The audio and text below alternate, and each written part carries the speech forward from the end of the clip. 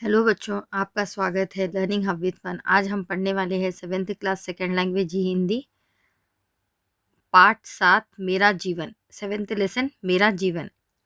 आप इस तस्वीर में देख सकते हैं, इस चित्र में देख सकते हैं किसकी तस्वीर है बच्चों? जी हाँ, मदर तेरेसा की है। यहाँ इनका विचार लिखा हुआ है। यहाँ पे प्रार्थना करने वाले होंठों से सहायता करने वाले हाथ कहीं अच्छे हैं, मदर तेरेसा।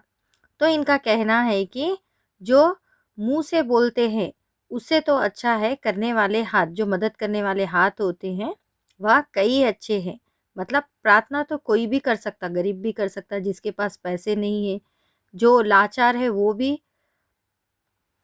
बोल सकता है, प्रार्थना कर सकता है, प्रभु से प्रार्थना कर सकता है, भगवान से प्रार्थना कर सकता है, अल्लाह से दुआ कर सकता है। लेकिन बोलने से तो अच्छा है करने वाले। अगर हम बोलने से ज़्यादा काम करेंगे, किसी के हाथों से मदद करेंगे, जैसे कि हम किसी के पास खाना नहीं है उनको खाना दे दिए, अगर किसी के पास काम नहीं है उनको काम दे दिए, हम इस तरह की मदद करेंगे या किसी की ज़रूरतमंद की ज़रूरत पूरी करेंगे हम अपने हाथों से, तो वह कहीं अच्छा है।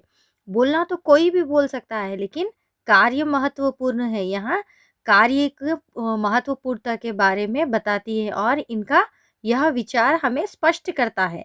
यहाँ पे इनका कहना है, इनका ही नहीं, दुनिया में कोई भी होने दो, बोलने से तो करने वाले हाथ अच्छे होते हैं और करने वाले कार्य ही हर कोई पसंद करता है।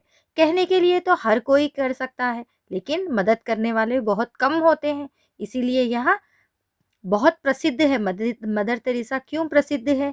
क्योंकि वहाँ बोलने से ज़्यादा करने में विश्वास रखती थी।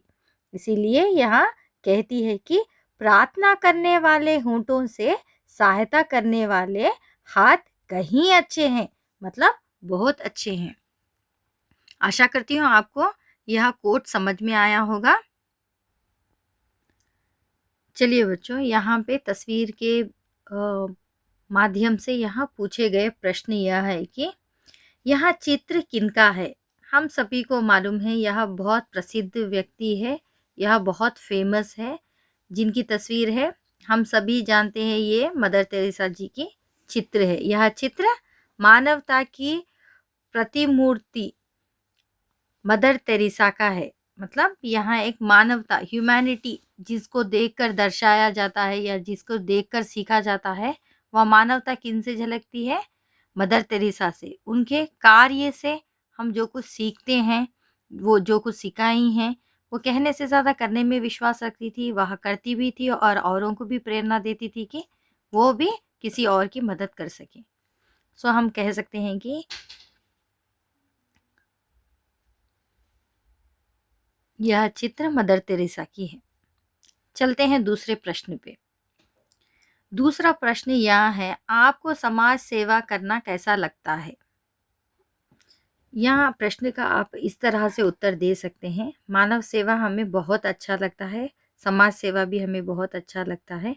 समाज सेवा वही है जो मानव का सेवा करते हैं, मानव सेवा ही माधव सेवा है। समाज सेवा महान और पवित्र है। ऐसा समाज की सेवा करना मुझे बहुत अच्छा और सुखदायक लगता है। मतलब किसी की मदद करने से हमें सुख मिलता है ना बच्चों? इसीलिए मानव सेवा ही माधव सेवा है, सबसे बड़ा सेवा है।